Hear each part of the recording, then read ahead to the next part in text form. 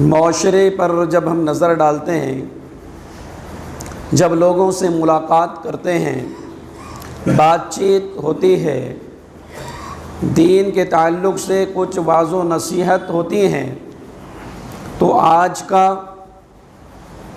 مغربی تہذیب کا دل دادا نوجوان اور نوجوانوں کے علاوہ دیگر افراد، دیگر لوگ بھی جو اس ترقی یافتہ دنیا کے اندر الگ الگ مختلف قسم کے علوم و فنون حاصل کر رہے ہیں، بالخصوص سائنس، ٹیکنالوجی وغیرہ اور دیگر فلکیاتی علوم کے ماہرین، جب اس قسم کے لوگوں سے بات ہوتی ہے، دین کی بات ہوتی ہے، جنت کی بات ہوتی ہے، جہنم کی بات ہوتی ہے، اللہ کے سامنے رونے گڑ گڑانے، اپنے گناہوں کی معافی طلب کرنے، نیک اعمال میں رغبت اور مشغولیت، برے کاموں کو ترک کرنا، ان سے بچنا، ان سے بے رغبتی اختیار کرنا، جنت کا سوال کرنا، جہنم سے پناہ طلب کرنا، اس قسم کی جو بھی باتیں ہوتی ہیں دین کی، واعظ و نصیحت کی، ایک جواب سامنے آتا ہے، وہ کیا مولانا صاحب، اس ترقی یافتہ دنیا میں بھی اتنی سائنس ترقی کر گئی، اس دنیا میں بھی کون سی باتیں کرتے ہیں آپ، کون سی نرمی کی باتیں کرتے ہیں، کون سی نرم دلی کی باتیں کرتے ہیں کہ بندہ اللہ کے سامنے روئے گڑ گڑائے، یہ تو دکھیانوسی باتیں ہیں، یہ تو پرانے زمانے کی باتیں ہیں، پہلے زمانے کی باتیں ہیں، قدیم زمانے کی باتیں ہیں، یہ تو صوفیانہ پن ہے کہ لوگ دنیا کو چھوڑ دیں اور اللہ اللہ کریں، اللہ سے ڈریں، آنکھوں سے آنسو بہہ رہے ہیں، رو رہے ہیں، گڑ گڑا رہے ہیں، جسم کے رونگٹے کھڑے ہو رہے ہیں، جسم کانپ رہا ہے، ارے یہ تو صوفیانہ تصور ہے، یہ تو صوفیانہ باتیں ہیں، اس قسم کی باتیں سامنے آتی ہیں۔ ذرا غور کرتے ہیں ہم، قرآن مجید کے اندر دو قسم کے دلوں کی بات کہی گئی ہے، ایک نرم دلی جس کو رقت قلب کہتے ہیں، اور ایک سخت دلی جس کو قسوت قلب کہتے ہیں، یہ دو دلوں کا ذکر قرآن مجید کے اندر آیا ہے۔ اور رقت قلب یعنی نرم دلی کسے کہتے ہیں؟ نرم دلی کے دلوں کے اندر اللہ تبارک و تعالیٰ کا ڈر اور اس کے خوف کی وجہ سے یہ دل نرم پڑ جائیں، ان دلوں کے اندر اللہ کا ڈر اور خوف پیدا ہو، احساس پیدا ہو، ان دلوں کے اندر نیک اعمال کرنے کی رغبت ہو، گناہوں سے بچنے کی رغبت ہو، گناہوں سے بے رغبتی ہو، انسان گناہ کر کے پشیمان ہو، شرمندہ ہو، پچھتائے، واعظ و نصیحت دین کی باتیں دلوں کے اندر اثر کریں، دل لرزیں، اور اللہ تبارک و تعالیٰ نے انسان کے اوپر جو حقوق عائد کیے ہیں ان حقوق کو وہ سمجھ کر ان حقوق کی ادائیگی کے لیے آمادہ ہو جائے، اپنے اوپر، اپنے گھر والوں پر، رشتہ داروں پر، عزیز و اقارب پر وہ شفقت کا، رحم کا معاملہ کرے۔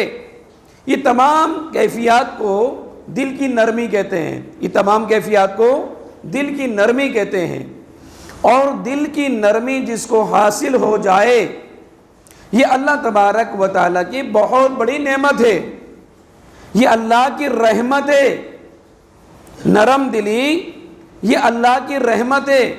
بہت خوش نصیب ہیں وہ لوگ، وہ بھائی، وہ بہنیں جس کو رقت قلب، نرم دلی حاصل ہو جائے، بہت خوش نصیب ہیں، کیونکہ اللہ کی نعمتوں میں ایک نعمت اور اللہ کی رحمت ہے۔ یہ دلیل اس کے لیے دیکھیے قرآن مجید کے اندر اللہ تبارک و تعالیٰ نے پیارے رسول صلی اللہ علیہ وسلم کی صفت کو بیان کیا، فبما رحمت من اللہ لنت لهم ولو كنت فظا غلیظ القلب لانفضوا من حولک.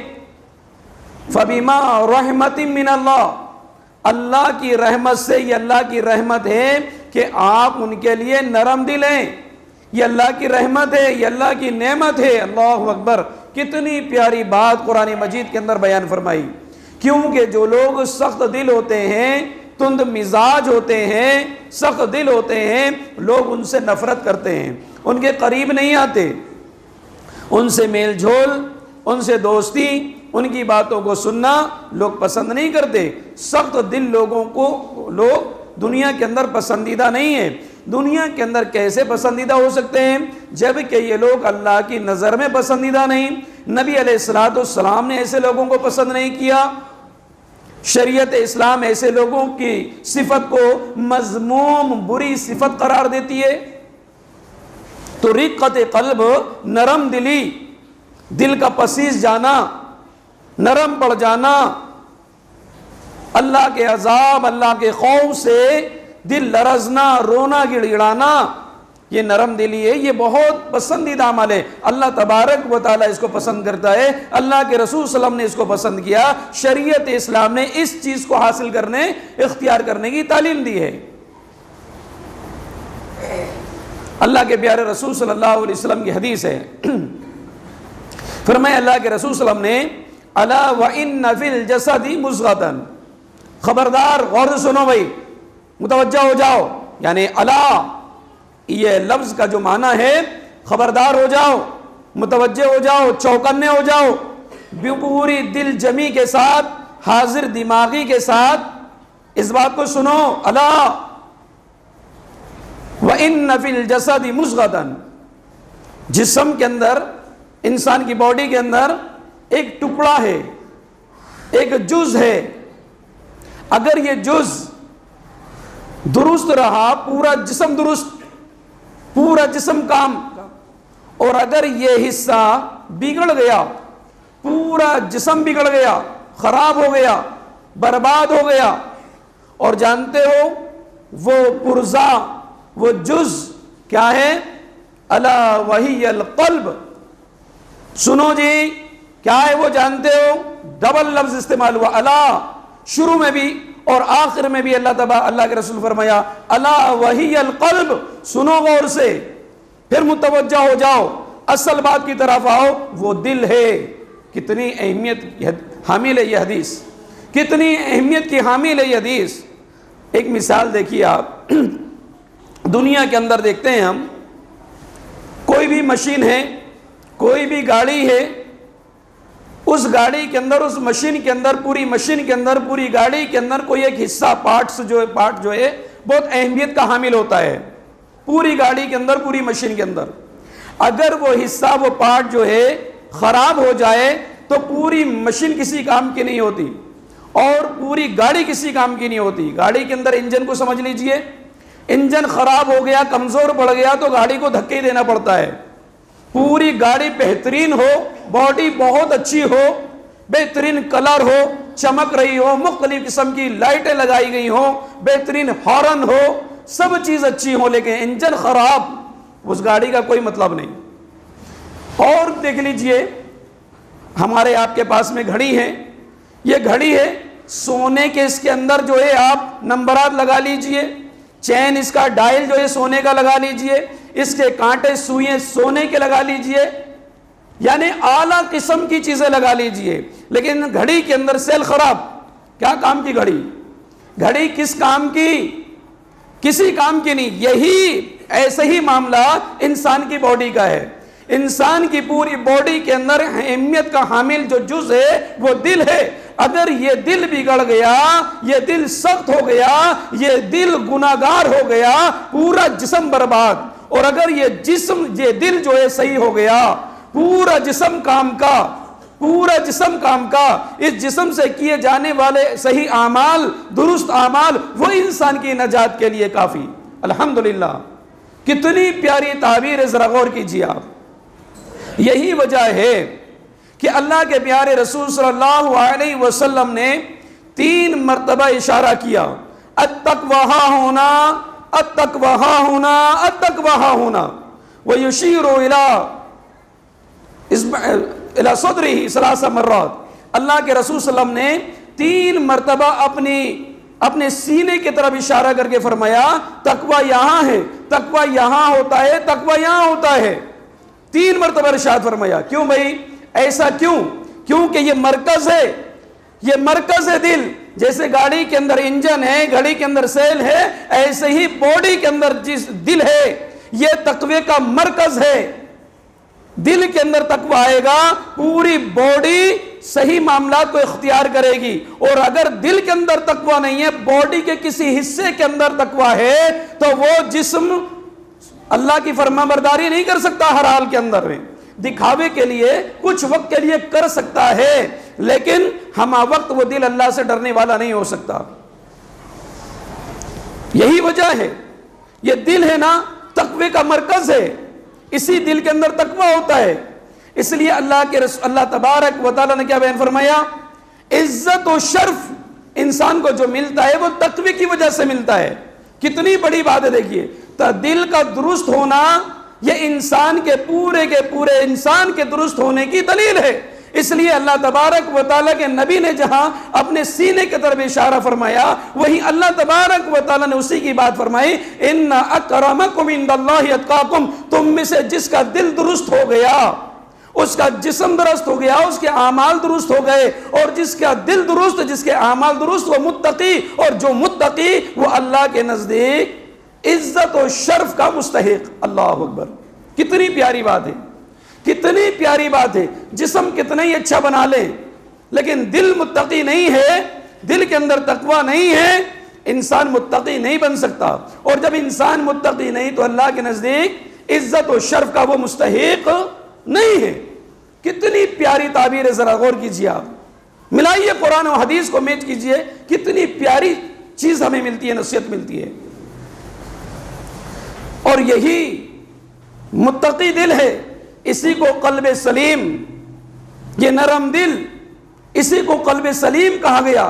توحید والا دل، اللہ سے ڈرنے والا دل، اطاعت کرنے والا دل، گناہوں سے بچنے والا دل، اسی کو قلب سلیم کہا گیا. اور اسی کی اہمیت قیامت کے دن بھی ہوگی. دنیا کے اندر بھی اسی کی اہمیت، قیامت کے دن بھی اسی کی اہمیت. الا من اتى الله بقلب سلیم. اللہ کے نزدیک عزت و شرف پانے والا، اللہ کی جنت کو پانے والا، اللہ کی رحمت کو، اللہ کے انعامات کو پانے والا، اللہ کی رضا کا مستحق کون؟ الا من اتى الله بقلب سلیم. قلب سلیم، درست دل، نرم دل، متقی دل، تقوی والا دل، وہی اللہ کے نزدیک پسندیدہ ہے، محبوب ترین ہے. اب یہ دل متقی کیسے بنتا ہے؟ یہ دل نرم کیسے بنتا ہے؟ بہت ضروری ہے. یہ دل کو نرم بنانا، دل کے اندر نرمی پیدا کرنا، یہ ہر ایک مسلمان مرد عورت کے لیے ضروری ہے. ایسے ہی لوگوں کی کامیابی ہے. ابو ہریرہ رضی اللہ عنہ راوی ہے، مسند احمد اور طبرانی کی روایت ہے.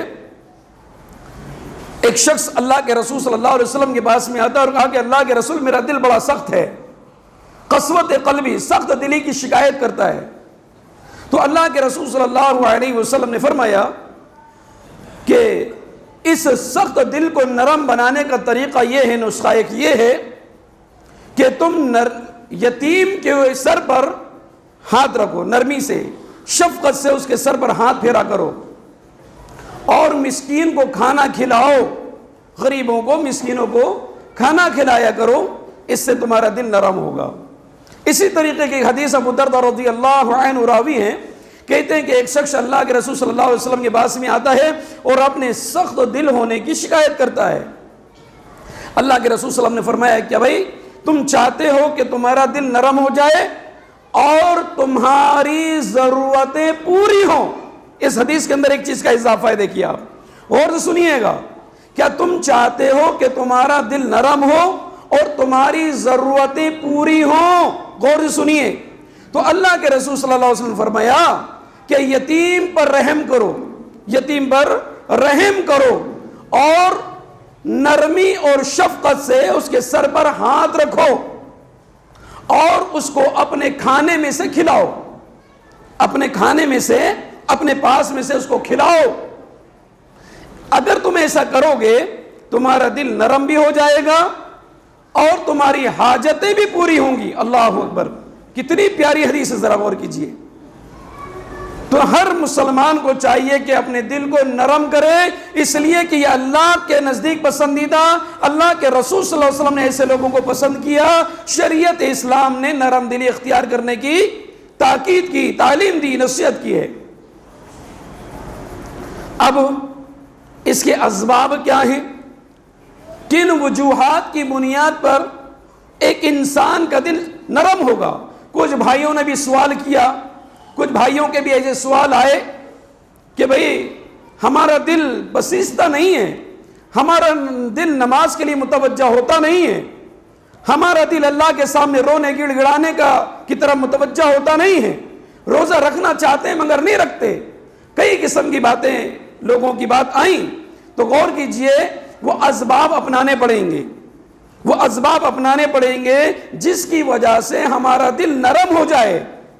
اس کے لیے پہلی چیز کیا ہے؟ اللہ سبحانہ و تعالیٰ کی صحیح معرفت، اللہ کی صحیح پہچان۔ اور وہ پہچان کیسے ہوگی؟ اللہ کے اسماء حسنی، جو اللہ کی صفاتیں ہیں، ان صفاتوں کے ذریعے سے اللہ کی معرفت حاصل کریں۔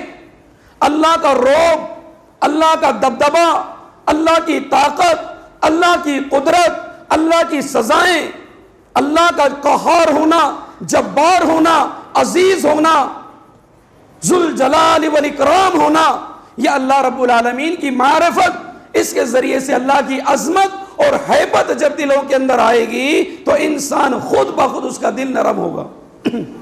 کیا ہوگا؟ اس کا دل خود بخود نرم ہوگا۔ قرآن مجید میں اللہ تبارک و تعالیٰ نے بیان فرمایا، افلا یتدبرون القرآن ام علی قلوب اقفالها، یہ قرآن پر غور فکر کیوں نہیں کرتے؟ یہ قرآن پر غور فکر کیوں نہیں کرتے؟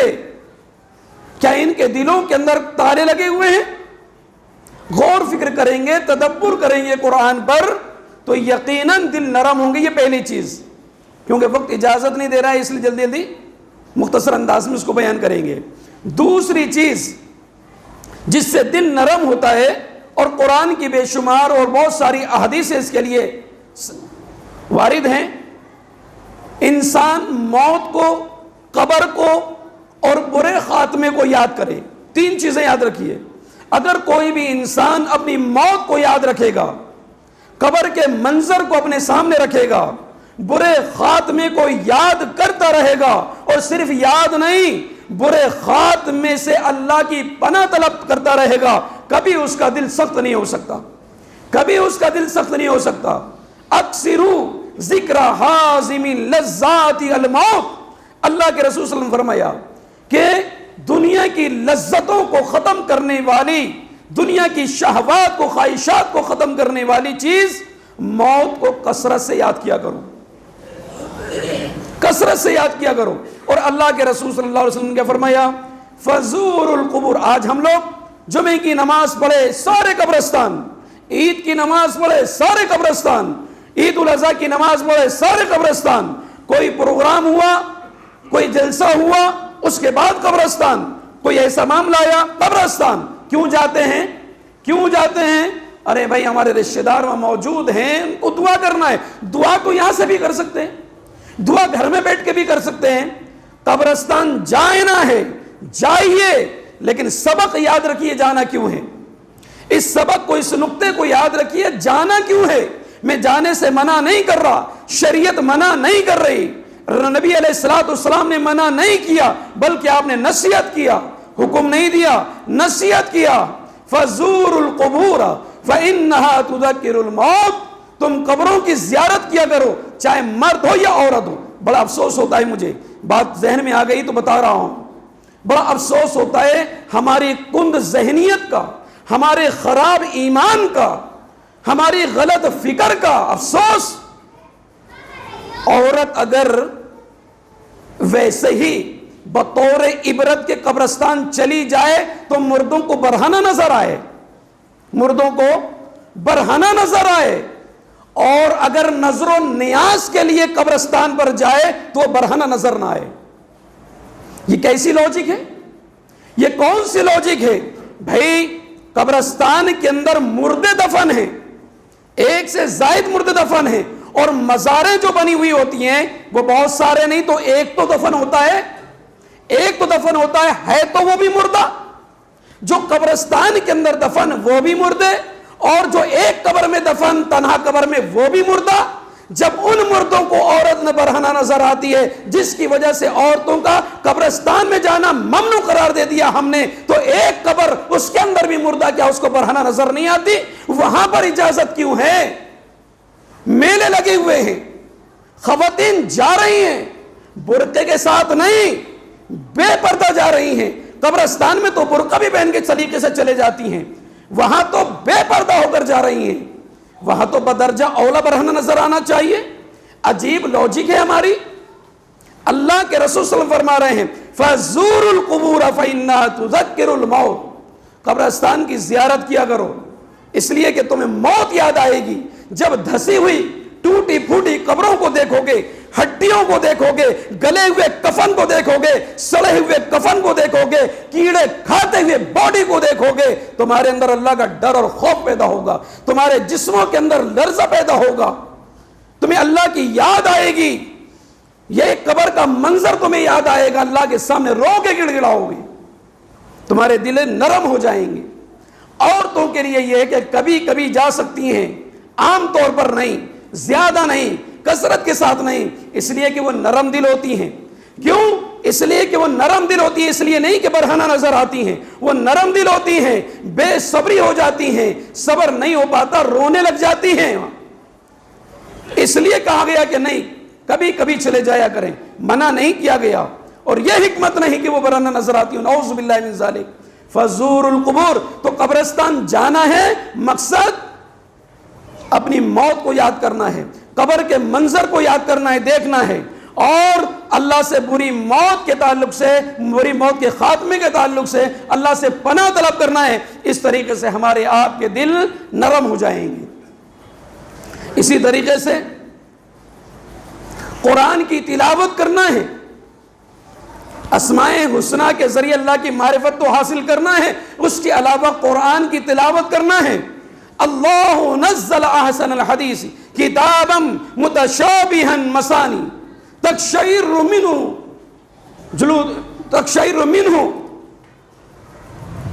اللہ تبارک و تعالیٰ کے بیان فرما رہا ہے کہ اللہ تبارک و تعالیٰ نے ایسی کتاب نازل کی ہے، اللہ نزل احسن الحدیث، بہترین باتیں اس کے اندر ہیں، بہترین کتاب اللہ تبارک و تعالیٰ نازل کی ہے۔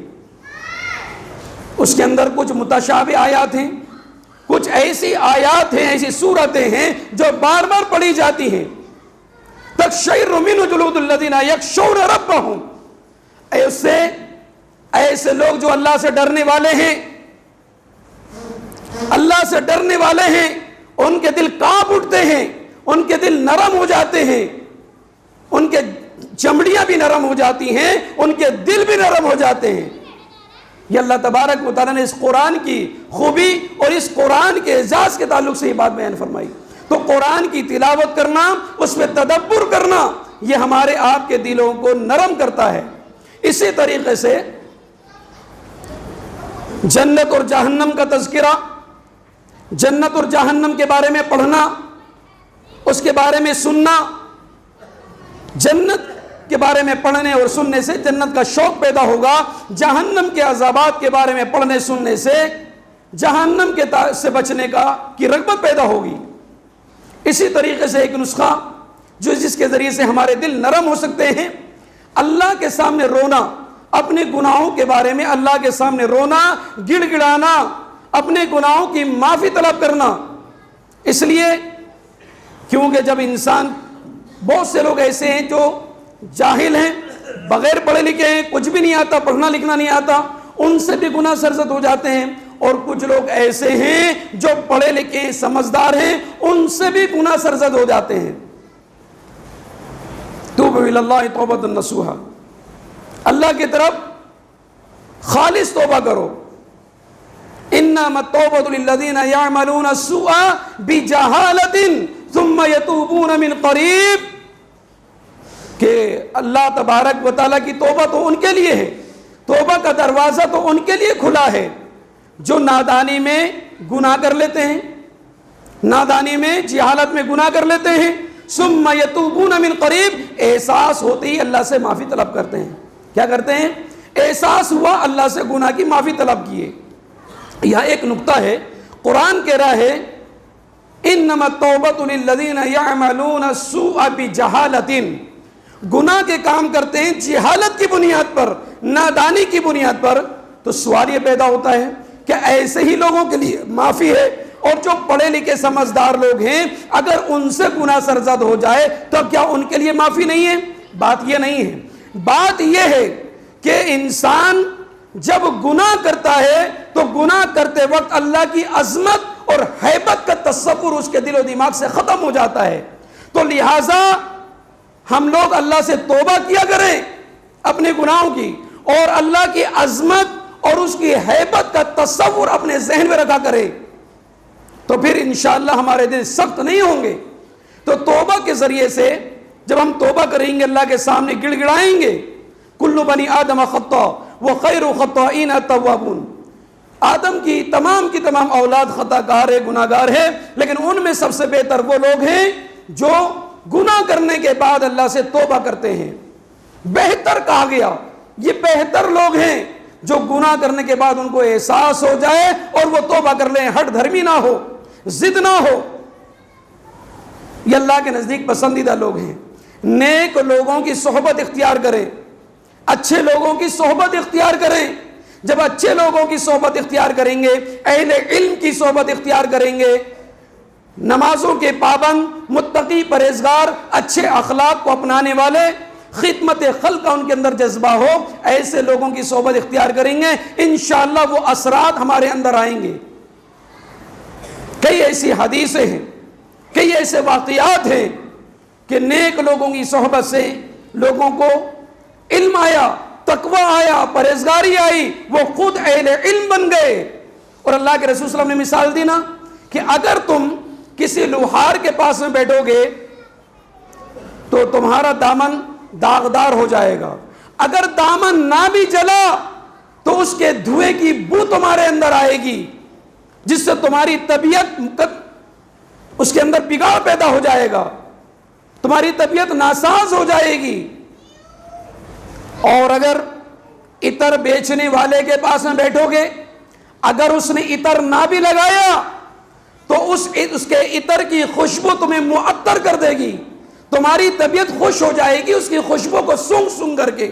لوہار کے پاس بیٹھو گے، سوا دھواں کے، بدبو کے اور کچھ حاصل نہیں ہوگا. اچھے لوگوں کی صحبت اختیار کریں گے، انشاءاللہ اچھائیاں ہمارے اندر آئیں گی. اور آخری بات، 10ویں بات بتا کر اپنی بات ختم کروں گا. کٹے پٹے لوگ، جلے ہوئے لوگ، بیمار لوگ، تکلیف میں، پریشانی میں، مصیبتوں میں کرا رہے لوگ، تڑپ رہے لوگ، ایسے لوگوں کے پاس جائیں، بیماروں کی عیادت کریں، پریشانیوں کی پریشان لوگوں کی پریشانیوں کو سمجھیں، جو اپنی مصیبتوں میں، پریشانیوں میں، تکلیفوں میں، چاہے وہ ذہنی تکلیف ہو، جسمانی تکلیف ہو، دل کی تکلیف ہو، مال کی تکلیف ہو، کوئی بھی دقت ہو، کسی بھی اعتبار سے لوگ پریشان ہیں. خاص طور پر جو زخم خوردہ ہیں، پریشان ہیں، تکلیف میں مبتلا ہیں، بیماری لاحق ہے، ایسے لوگوں کی عیادت کریں گے، ایسے لوگوں کے پاس جائیں گے، بیٹھیں گے، ان کی کچھ باتیں سنیں گے، ان کو کچھ تسلی کی باتیں کریں گے، انشاءاللہ ثم انشاءاللہ ہمارے دل نرم ہوں گے، ہمارے دل نرم ہوں گے.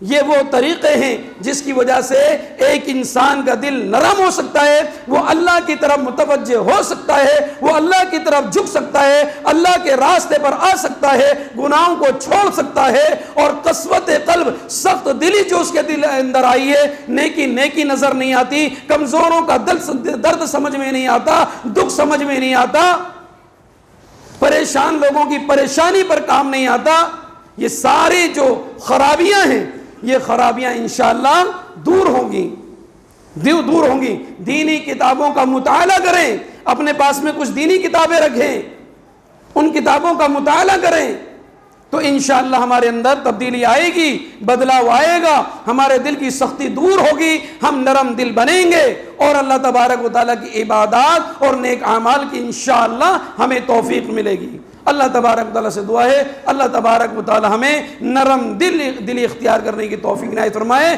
سخت دلی کا جو معاملہ ہے، جو صفت ہے، اللہ ہمارے دلوں سے نکال دے، اس سے دور رکھے۔ اللہ تبارک و تعالیٰ ہم سب کو نیک اعمال کرنے کی توفیق عنایت فرمائے اور کتاب و سنت کا صحیح علم اور حاصل کرنے کی توفیق عنایت فرمائے اور کتاب و سنت کی صحیح تعلیمات پر اللہ تبارک و تعالیٰ عمل کی توفیق عنایت فرمائے، اس کو حاصل کرنے اور اس کے پیغام کو عام کرنے کی اللہ توفیق عنایت فرمائے۔ اللہ رب العالمین سے دعا کریں، بار بار دعا کریں کہ الہ العالمین، الہ العالمین تو